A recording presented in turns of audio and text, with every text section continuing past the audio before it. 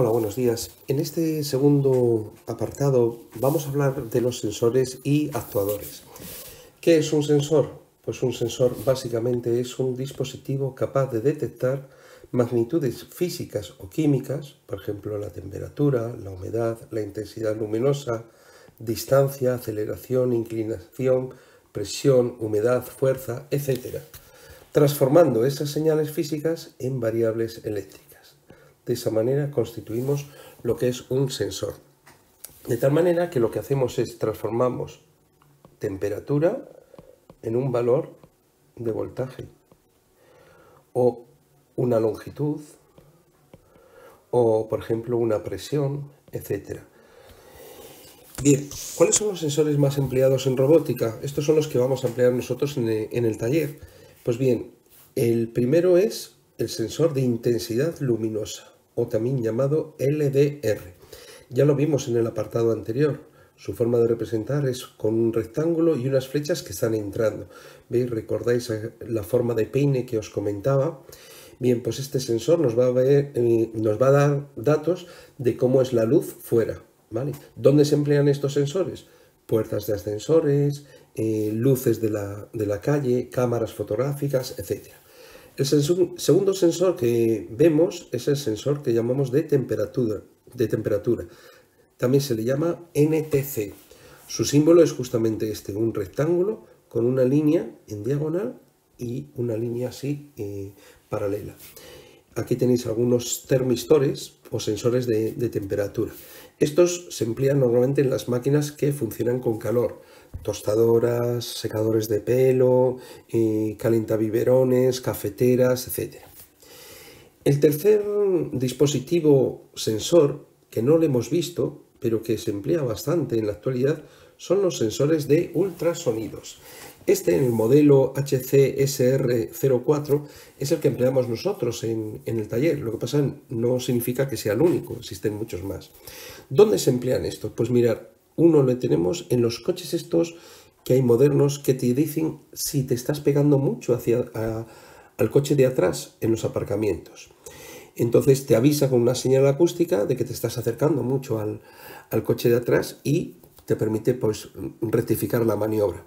¿Cómo funcionan estos? Pues mirad, estos cilindros que veis aquí, que parecen dos ojos o así, bueno, pues uno de ellos va a actuar de emisor y el otro va a actuar de receptor.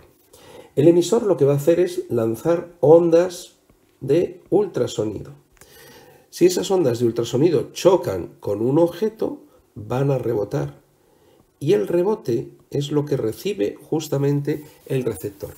Si esta distancia es pequeña, aquí obtendremos un voltaje. Si esta distancia es muy elevada, obtendremos otro voltaje distinto.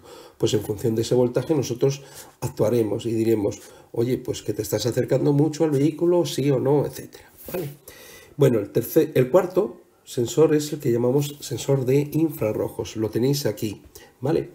Tiene también dos LED, pero que uno de ellos emite en infrarrojo y el otro recibe en infrarrojos. Por lo tanto, tenemos un emisor y aquí un receptor. Sería este. ¿Cómo funciona este? Pues mirad, estos son los que se suelen emplear en los robots que siguen líneas negras en el suelo. Aquí tenemos un robot y tiene en la parte de abajo un sensor y va viendo si se sale de la línea negra. Si detecta blanco, pues rectifica. Si detecta blanco en el otro lado, rectifica. Solamente se queda con la parte negra, ¿vale?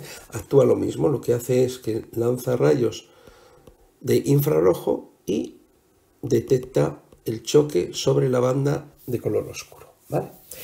Más sensores que tenemos, pues mirad, el sensor de temperatura y humedad, ¿vale? Son estos dispositivos que veis aquí, que se suelen utilizar sobre todo en agricultura, en invernaderos, para saber si el suelo pues tiene cierta humedad y tiene las condiciones adecuadas, ¿vale?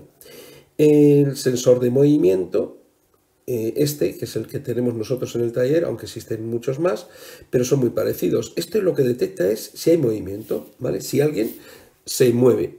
Y esto, pues, por ejemplo, lo puedes poner en un comercio o en una vivienda para detectar si hay un intruso dentro. Entonces, en el momento que detecte que hay un movimiento, pues va a saltar la alarma. Otro muy importante son los finales de carrera. Estos los vimos el año pasado, en segundo de la ESO. Son dispositivos muy sencillos que lo que tienen son una patilla que es común, otra que es normalmente abierta y otra normalmente cerrada, ¿vale? Y con este dispositivo, si algo choca aquí, va a actuar sobre esta palanquita de tal manera que abre o cierra el circuito. Si os dais cuenta, aquí el símbolo es este, es como un conmutador que tiene una parte que está normalmente abierta y un terminal que está normalmente cerrado. ¿Dónde se utilizan los finales de carrera? Pues para determinar el final de recorrido de un objeto. Imaginad, por ejemplo, que tenemos una puerta de garaje, ¿vale? Y entonces la puerta de garaje se está abriendo, ¿vale? Se está abriendo. Claro, el motor está funcionando para que esto gire en esa dirección. Pero claro, tiene que llegar un tope, porque si no, la puerta sigue. Entonces, aquí es donde vamos a poner el sensor, ¿vale? Cuando la puerta presione sobre esta plaquita, ¿vale? Se detiene el recorrido y por lo tanto la puerta se para. Cuando damos el botón para que se cierre, la puerta ahora realiza el movimiento contrario y aquí tendremos que situar otro final de carrera para que cuando llegue ahí presione y se detenga el movimiento. Y el último de los sensores que disponemos nosotros en el taller son justamente estos, los acelerómetros. Tienen este símbolo, una línea quebrada con una flecha así entrante. Los acelerómetros lo que hacen es determinar la posición, la aceleración del movimiento, ¿vale? Este es muy típico, por ejemplo, aquellos que utilicéis las Wii, los mandos de la Wii lo llevan. Incluso nuestros teléfonos móviles también lo tienen, porque lo que hacen es ver el movimiento de eso y podemos jugar con ello. Pues en la Wii es claro, pues por ejemplo para los juegos de tenis, de baile, etcétera, etcétera. Bien, vamos a pasar a los actuadores. Un actuador básicamente es un dispositivo capaz de transformar la energía eléctrica para activar un proceso y por lo tanto generar un efecto sobre un proceso automatizado. ¿Vale?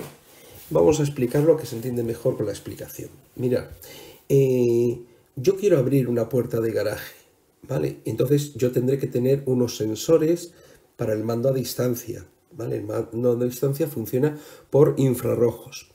Y entonces los sensores los hemos visto en el apartado anterior. Pero ahora yo lo que quiero es abrir la puerta, ¿vale? ¿Cómo voy a abrir la puerta? Mediante un actuador.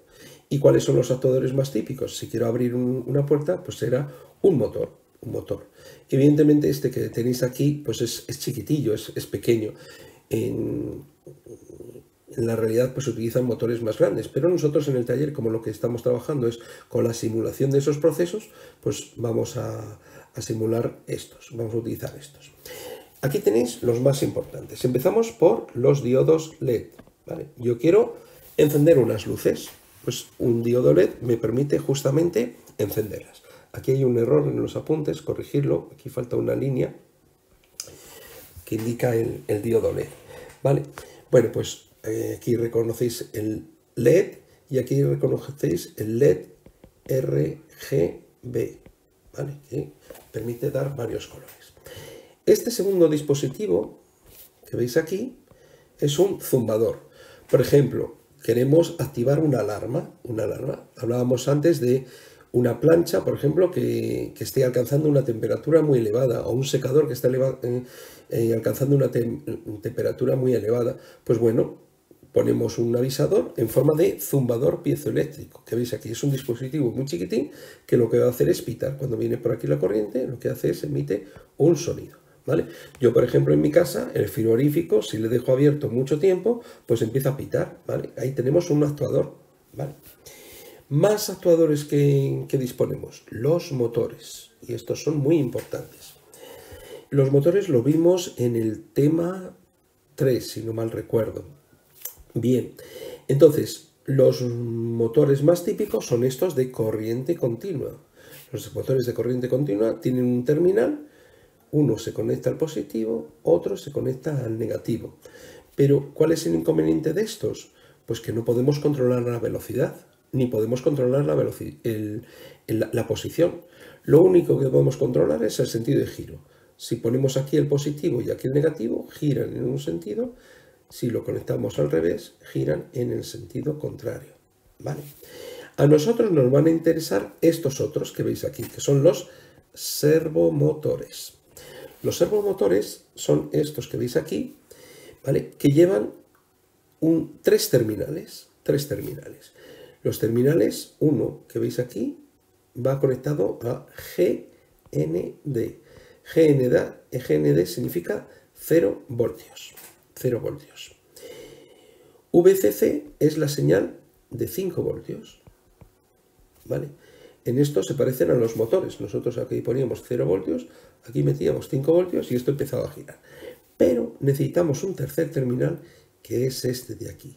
Es el terminal de señal que nos va a permitir aumentar la velocidad o disminuir la velocidad, cosa que aquí no podíamos. Entonces, este sí que nos va a permitir regular la velocidad. Para regular la velocidad se necesita un circuito que veis aquí, que es un poquillo complejo, ¿vale? Pues bien, todo este circuito que veis aquí viene implementado en estos motores. Aquí esto lo conectaremos a 0 voltios.